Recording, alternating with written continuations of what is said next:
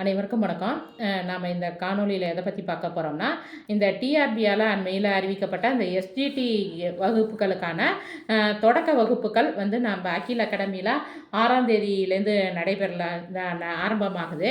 இதில் பார்த்தீங்கன்னா ஃபுல்லாக உங்களுக்கு மெட்டீரியல்ஸ் ஃபுல்லாக கொடுத்துருவோம்.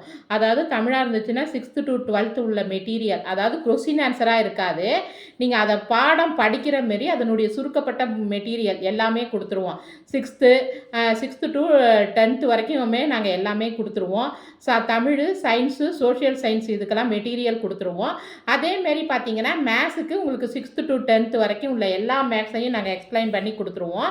இதற்கான டெமோ கிளாஸ் வந்து ஃப்ரீயாக நாளைக்கு வந்து ஒன்று போடுறோம்.